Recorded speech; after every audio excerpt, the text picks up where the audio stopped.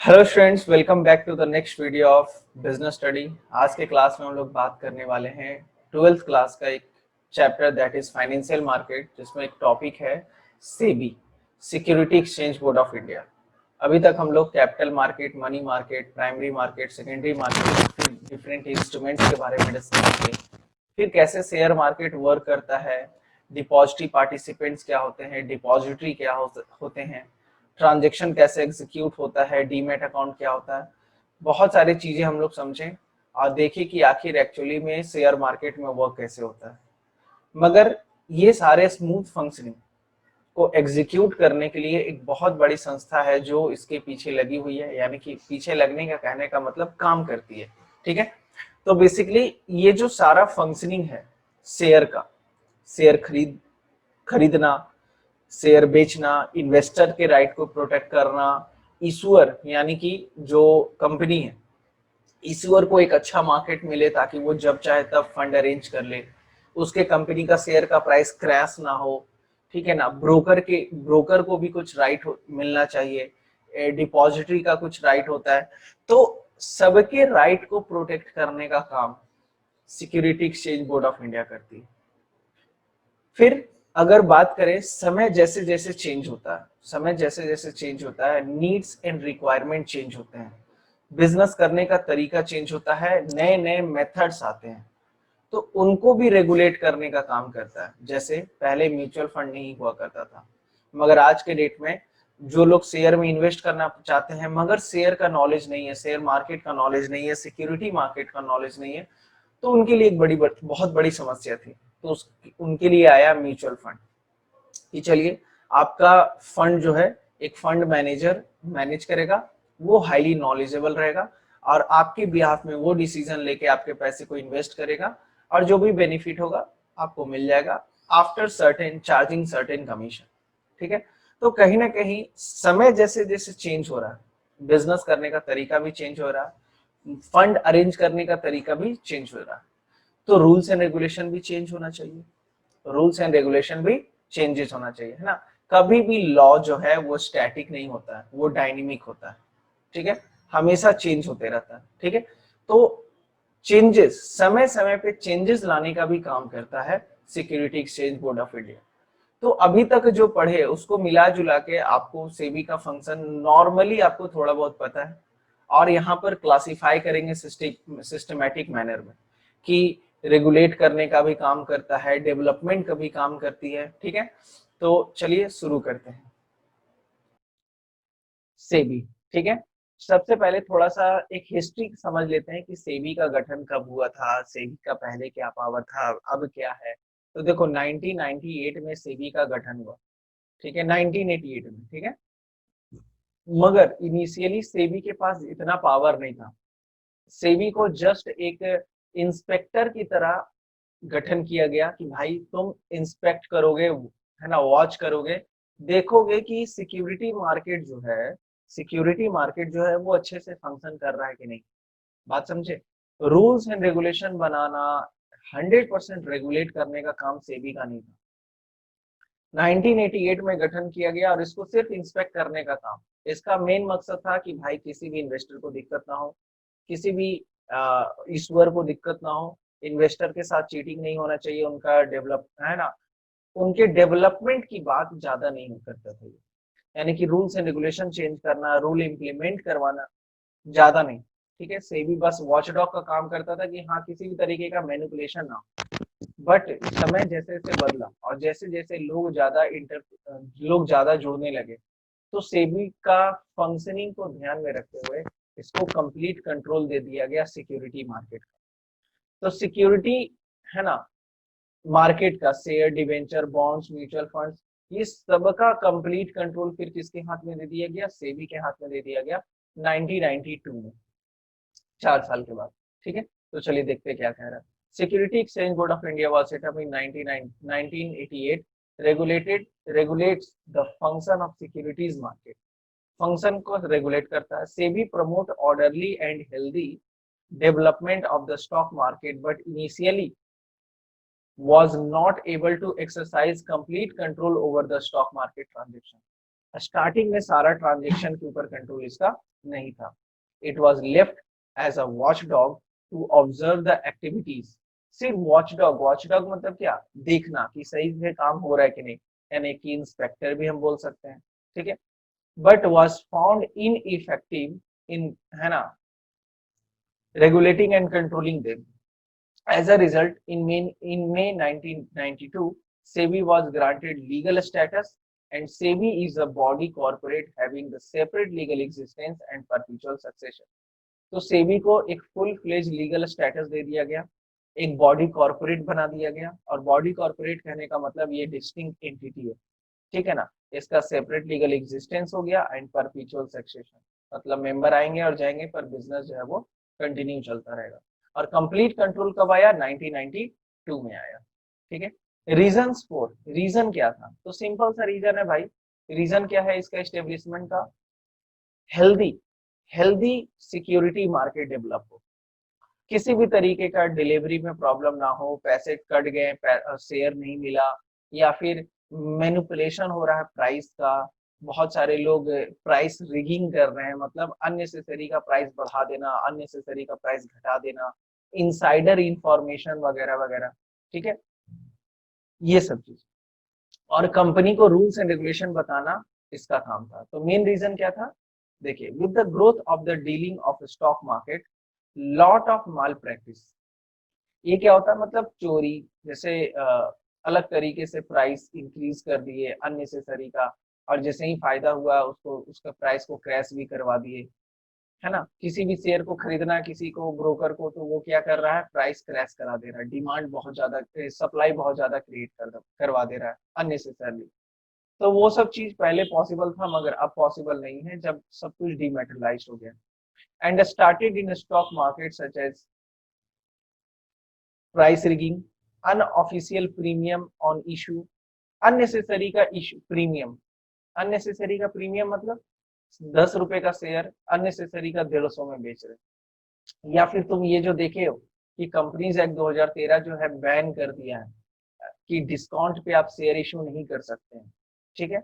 ये क्या बताता है, ये बताता है कि किसी भी तरीके का धोखाधड़ी ना हो, इसके पीछे का एक बहुत सटीक सा लॉजिक है कि अगर 10 रुपए का शेयर है, मान लीजिए आपकी कंपनी का औकात है 10 रुपए का, कितने का, 10 रुपए का औकात है, और आप अपने शेयर का प्राइस कितना रख दिए, 100 रुपया रख दिए। अच्छा, 100 रुपया रख दिए और कह रहे हैं कि 80% का डिस्काउंट, ये लीजिए। पब्लिक तो टूट पड़ेगा कि 100 का माल 20 में मिल रहा है, मगर पता चला इंटरनली, अच्छा जो लोग रिसर्च कर लेंगे वो तो साइड हो जाएंगे, मगर जो लोग बेचारा रिसर्च नहीं करता है, जनरली, है ना, ऐसे ही परचेज कर लेता है, उनको तो घाटा हो जाएगा। 10 का शेयर, जिसका 10 का भी वैल्यू नहीं है, उसका शेयर आप 20 में खरीद रहे हैं, तो मार्केट में तो क्रैश करेगा ही, ठीक है।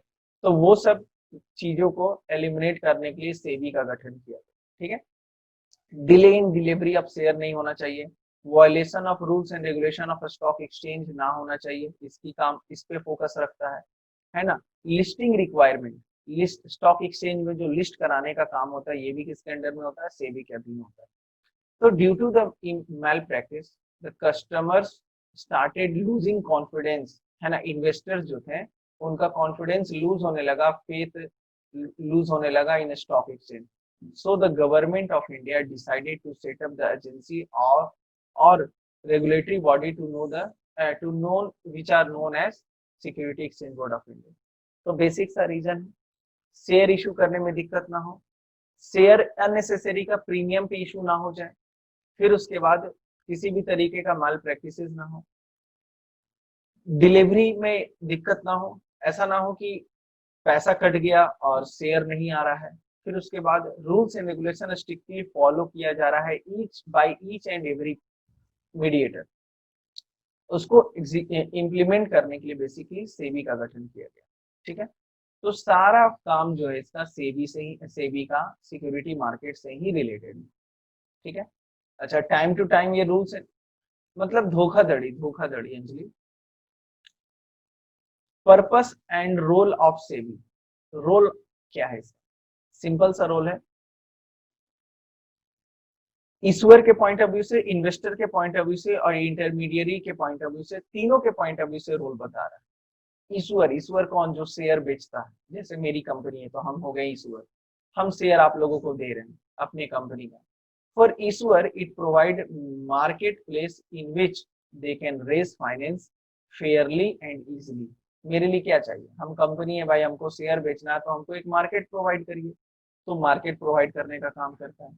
इन्वेस्टर के पॉइंट ऑफ व्यू से देखें तो इन्वेस्टर को क्या चाहिए, पैसा प्रोटेक्टेड होना चाहिए, है ना, गलत तरीके से चीटिंग ना होना चाहिए।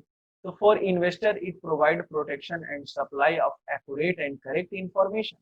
करेक्ट इंफॉर्मेशन मिलना चाहिए कंपनी के बारे में, जैसे हमको कंपनी का जो डिटेल है उसी से ना हम स्टडी करेंगे, पर कंपनी का डिटेल कंपनी गलत तरीके से इशू कर रहा है, कंपनी अपना इंफॉर्मेशन, क्रूशियल इंफॉर्मेशन छिपा लेती है, तो सेबी को अगर इसका भनक लग गया, हैवी पेनाल्टी इम्पोज करेगा, क्योंकि आप गलत इंफॉर्मेशन दे रहे हैं इन्वेस्टर्स को, और इन्वेस्टर्स उसको ध्यान में रखते हुए अगर शेयर खरीद ले रहा है और बाद में लॉस हो जा रहा है तो ये गलत है। अच्छा, इस चैप्टर को अगर समझना है ना तो एक मूवी है कॉर्पोरेट, वो देखोगे ना तो आपको क्लियर हो जाएगा। कॉर्पोरेट एक मूवी है, वो आप देखिए, आपको और भी आइडिया मिलेगा।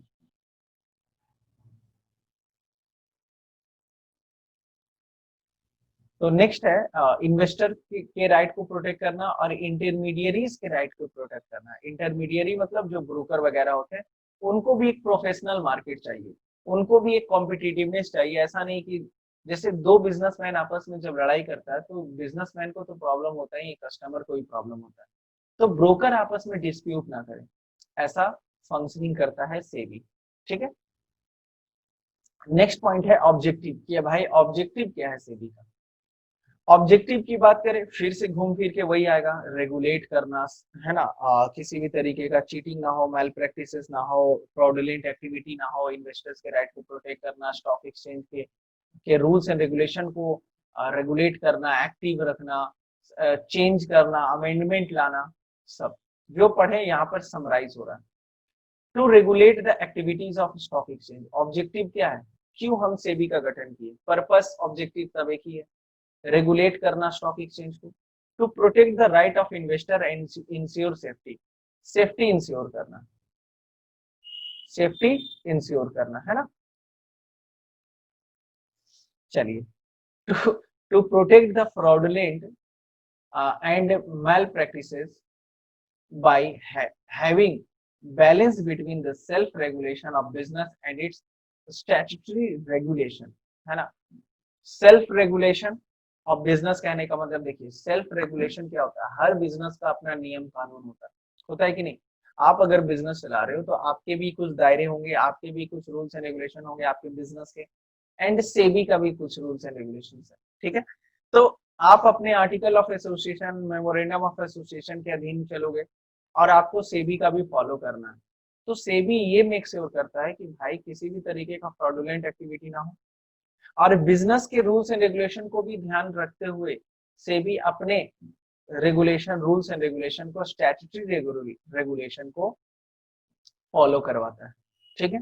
एंड लास्ट क्या कह रहा है, to regulate and develop the code of conduct, regulate करना, डेवलप करना किसको, कोड ऑफ कंडक्ट को। कोड ऑफ कंडक्ट मतलब rules and regulation for intermediary such as broker and underwriter वगैरह जो भी होते हैं, उनके लिए रूल्स एंड रेगुलेशन डेवलप करना। एंड सबसे लास्ट टॉपिक है that is function of SEBI, फिर से वही चीज आपको देखने को मिलेगा, ठीक है। तो ये तीन फंक्शन है बेसिकली, एग्जाम में ध्यान में रखना, व्हाट आर द फंक्शंस, तो आपको तीन फंक्शन लिखना पड़ेगा, protective function, developmental function and regulatory function. Regulatory function मतलब क्या होता है, रेगुलेट करना, मतलब वॉच करना, अगर टाइम टू टाइम चेंजेस का नीड है, रूल्स एंड रेगुलेशन इंप्लीमेंट करने का नीड है, इंप्लीमेंट कराना। डेवलपमेंटल फंक्शन मतलब चेंजेस लाना, समय बदलता है, नीड भी चेंज होता है। पहले आईपीओ स्टॉक एक्सचेंज के द्वारा नहीं होता था, पहले आईपीओ फिजिकली होता था, स्टॉक एक्सचेंज के द्वारा नहीं होता था, मगर अब स्टॉक एक्सचेंज के माध्यम से भी होता है। तो जब भी रिक्वायर्ड है चेंजेस लाना, ठीक है। एंड लास्ट है आपका प्रोटेक्टिव फंक्शन। तो तीनों फंक्शन के बारे में अभी हम एक करके चर्चा करेंगे। ये जो दिख रहा है आपको, प्रोटेक्टिव फंक्शन में checking, check price rigging, prohibits insider trading, ठीक है, SEBI prohibits fraudulent trade practices. ये सब कुछ आपको सरल शब्द में समझा दे रहे हैं, आपको ये खुद से रीड आउट कर लेना है। डिपार्टमेंटल फंक्शन, अब ये हम पूरा रीड करेंगे तो फिर दिक्कत है। इसके अंदर में जो थीम है डिपार्टमेंटल फंक्शन में क्या क्या आते हैं वो हम आपको, सॉरी डेवलपमेंटल फंक्शन में क्या क्या आते हैं वो हम आपको बता देते हैं ओरली, और आपको एक बार ये रीड आउट कर लेना है बस। अगर हम हर लाइन को रीड करेंगे तो आप देखोगे कि वही चीज बार बार रिपीट हो रहा है, तो फिर थोड़ा सा बोरिंग हो जाएगा, ठीक है। तो देखिए यहाँ पर एक शॉर्ट समरी दिया हुआ है, फंक्शन ऑफ सेबी में protective function, developmental function and regulatory function, ठीक है। तो इसको एक एक करके हम आपको यहाँ से एक्सप्लेन कर देते हैं और आप एक बार अपने बुक को रीड आउट कर लेना अच्छे से, ठीक है। सबसे पहला प्रोटेक्टिव फंक्शन की अगर बात करें तो check a price rigging. Price rigging क्या होता है? अननेसेसरी का प्राइस इंक्रीज करना या फिर डिक्रीज करना। प्राइस के साथ छेड़छाड़ नहीं होना चाहिए, मतलब शेयर का price automatic demand and supply से इंक्रीज और डिक्रीज होता है, ठीक है। मगर पहले के टाइम पे क्या होता था, जब फिजिकली शेयर खरीद बिक्री किया जाता था तो अननेसेसरी का प्राइस बढ़ाने का कोशिश किया जाता था, प्राइस रिगिंग किया जाता था। तो प्राइस में किसी भी तरीके का छेड़छाड़ ना हो, ये मेक श्योर करना। डिमांड एंड सप्लाई से एग्जैक्ट प्राइस डिटरमिनेशन होना चाहिए, है ना। नेक्स्ट है आपका prohibits insider trading. Prohibits insider trading कहने का मतलब, इसका मतलब होता है, देखिए कई बार क्या होता है कि मैनेजमेंट के पास, अच्छा किसी भी कंपनी का शेयर का प्राइस कब बढ़ता है सर? जब डिमांड बढ़ता है। अच्छा डिमांड कब बढ़ता है? जब कंपनी के बारे में पॉजिटिव न्यूज आएगा तब होगा। जैसे कंपनी प्रॉफिट पिछले साल के मुकाबले 2 गुना प्रॉफिट डिक्लेयर करने वाला है, ठीक है, या फिर कंपनी बोनस शेयर इशू करने वाला है, या फिर कंपनी न्यू प्रोडक्ट लॉन्च कर रहा है और वैसा प्रोडक्ट में सेगमेंट में आ रहा है जहां पर बहुत ज्यादा ग्रोथ है, या फिर मान लीजिए कंपनी को सरकार के तरफ से एक बहुत बड़ा कॉन्ट्रैक्ट मिला है। तो भाई ये सब ना गुड न्यूज होता है और कंपनी को इसका बेनिफिट फ्यूचर में तो मिलता ही है, साथ ही साथ इंस्टेंटली शेयर का प्राइस भी बढ़ जाता है। अब बताइए, मान लीजिए मेरा CFL या फिर LED बल्ब बनाने की कंपनी है और हमको एक 5,000 करोड़ का कॉन्ट्रैक्ट मिला है सरकार की तरफ से, तो जाहिर सी बात है मेरे कंपनी का अगर शेयर मार्केट में बिक रहा है तो प्राइस इंक्रीज करेगा ही करेगा। तो अब यहाँ पे बात आती है, ये सारी बात प्राइस प्रॉफिट क्या है कंपनी का, ये किसको पता चलेगा? मैनेजमेंट को सबसे पहले पता चलेगा। जो मैनेजमेंट ऑर्गेनाइजेशन में काम कर रही है उनको सबसे पहले पता चलता है कि कॉन्ट्रैक्ट मिला कि नहीं मिला, कंपनी पे पेनाल्टी लगा कि नहीं लगा। अगर पेनाल्टी लगेगा तो कंपनी का शेयर का प्राइस क्रैश करेगा, क्योंकि भाई फाइन भरना पड़ रहा है, आपको लॉस होने वाला है, ठीक है। अगर कंपनी के ऊपर बैन लग रहा है तब तो समझ लो कि और प्राइस क्रैश करेगा, ठीक है। तो ये जो इनसाइडर ट्रेडिंग क्या कहता है कि कोई भी क्रूशियल इंफॉर्मेशन जो है सबसे पहले मैनेजमेंट को पता चलता है। अब मान लीजिए मैनेजमेंट अकाउंटेंट जो है देखा कि भाई कंपनी को तो बहुत अच्छा प्रॉफिट हुआ पिछले साल के मुकाबले, पिछले क्वार्टर के मुकाबले, तो इस क्वार्टर का इंफॉर्मेशन पब्लिक, अब देखिए पब्लिक को कैसे पता चलता है? कंपनी अपना रिजल्ट पब्लिकली अनाउंस भी करती है, ठीक है। तो जैसे ही जनता को पता चलेगा कि इस क्वार्टर का प्रॉफिट बहुत अच्छा हुआ है, फिर पब्लिक उस कंपनी का शेयर खरीदने चालू करेगा। मगर ये इंफॉर्मेशन जो है ये इन मैनेजमेंट को बहुत पहले से पता होता है, 2 दिन 3 दिन पहले ही पता चल जाता है, या फिर चलो 1 घंटा भी बहुत मायने रखता है। अभी मैनेजमेंट को पता चला और जब पब्लिकली इशू होगा 1 घंटे के बाद, तो उतने में कितना शेयर खरीदा जाता है। तो मान लीजिए हम मैनेजमेंट में हैं, इनसाइडर इंफॉर्मेशन हमको मिला कि भाई कंपनी को बहुत दुगने का प्रॉफिट हुआ, शेयर का प्राइस डैम श्योर की बढ़ेगा ही बढ़ेगा जब ये प्रॉफिट आउट होगा, जब ये प्रॉफिट पब्लिकली अनाउंस किया जाएगा।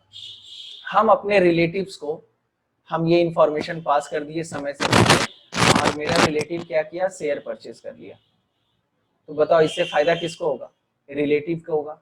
जैसे ही शेयर परचेज किया 1 घंटे के बाद प्राइस इंक्रीज कर गया 10% 20% से, तो इसको कहते हैं इनसाइडर ट्रेडिंग, ठीक है।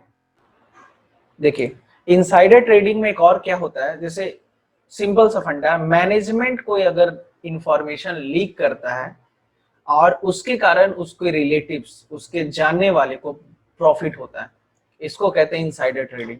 एक और एग्जांपल, जैसे मान लीजिए मैनेजमेंट जो है ये सोच रहा है कि कल हम लोग बोनस शेयर इशू करेंगे।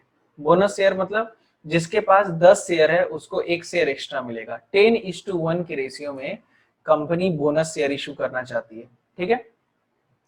तो मेरे पास अगर 10 शेयर है तो हमको एक शेयर एक्स्ट्रा मिलेगा, एक शेयर एक्स्ट्रा मिल जाएगा। तो ये तो इंफॉर्मेशन मैनेजमेंट को पता चल गया। अब मान लीजिए मैनेजमेंट के कुछ लोग इसके बेनिफिट को, है ना, अपने रिलेटिव्स को पहुंचाना चाहते हैं, तो वो ये इंफॉर्मेशन लीक कर देगा कि कल जो है बोनस शेयर इशू होने वाला है, आज आप लोग शेयर खरीद लो। और आज अगर मान लीजिए वो 1000 बंदा शेयर खरीद लेता है तो उसको 10% यानी कि 10 शेयर एक्स्ट्रा मिल जाएगा, मिलेगा कि नहीं। तो कहीं ना कहीं इस चक्कर में लार्ज स्केल पे बेनिफिट हो जाता है। और एक तरीके से ये इलीगल एक्टिविटी है। इलीगल एक्टिविटी क्यों है? क्योंकि उन लोगों के लिए ये सही नहीं है जो पहले से शेयर में इन्वेस्ट करके रखे हैं। बात समझ में आ रहा है? इसलिए प्रोटेक्टिव फंक्शन में सेकेंड फंक्शन क्या कह रहा है? Prohibits insider trading. Insider trading को भी प्रोटेक्ट करता है। नेक्स्ट कह रहा है SEBI prohibits fraudulent and unfair trade practices. Unfair trade practices, धोखाधड़ी करके जो शेयर खरीद बिक्री होता है, इसको भी रोकता है। एजुकेट इन्वेस्टर्स, इन्वेस्टर्स को एजुकेट करने का भी काम किया जाता है। देखते हो ना टीवी में ऐड आता है, सोच कर समझ कर इन्वेस्ट कर।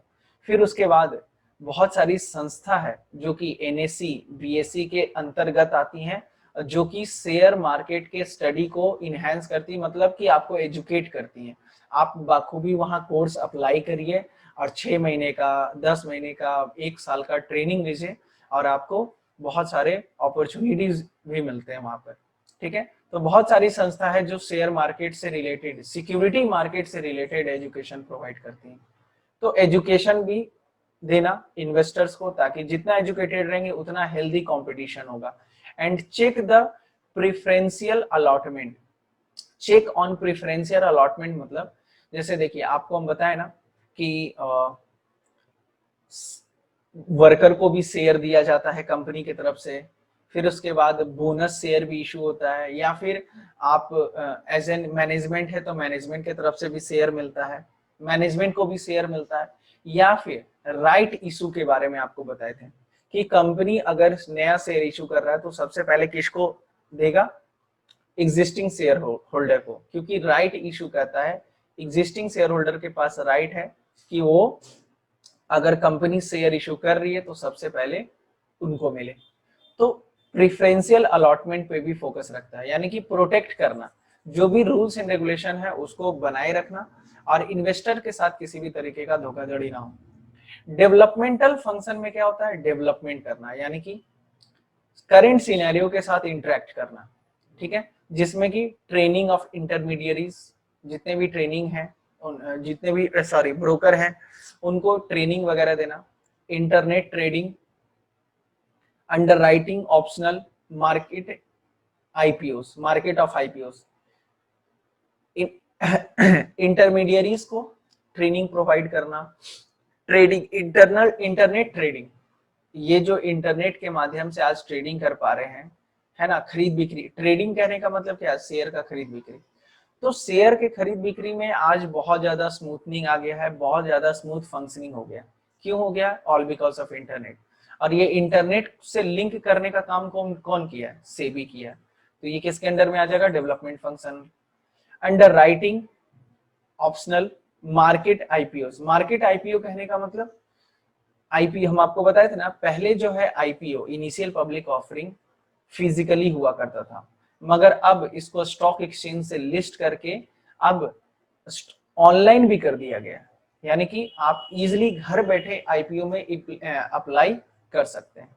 एंड रेगुलेटरी फंक्शन मतलब क्या? रेगुलेट करना, रूल्स एंड रेगुलेशन रेगुलेट करना। तो देखिए सेबी का काम क्या है? रूल्स एंड रेगुलेशन जो बना हुआ है उसको रेगुलेट करना। अगर किसी भी तरीके का चेंजेस है उस चेंजेस को इंप्लीमेंट करके रूल्स एंड रेगुलेशन को डेवलप करना, ठीक है। और ये मेक श्योर करना कि सब कुछ सही से ऑडिट करना, यानी कि रूल्स एंड रेगुलेशन का ऑडिट करना, मतलब कि सब कुछ सही से चल रहा है कि नहीं। Frame rules and regulation frame करना।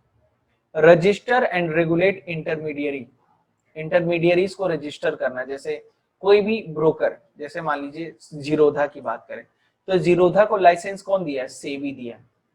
तो इंटरमीडियरीज अपॉइंट करना, उनके बारे में वेरीफाई करना। Register and regulate mutual fund को भी रेगुलेट करता है। Register and take over companies, company के भी ऊपर फोकस रखना, कंपनीज को भी टेक ओवर करना, कंपनीज के शेयर्स को फोकस रखना।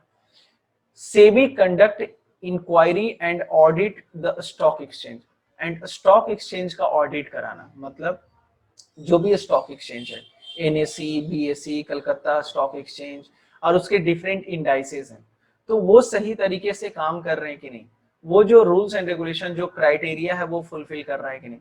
अब देखिए, क्राइटेरिया आपको पढ़ना नहीं, बेसिकली आपको फंक्शनिंग पढ़ना है। अब क्राइटेरिया रहता तो उससे रिलेट करना थोड़ा और इजी हो जाता है, ठीक है।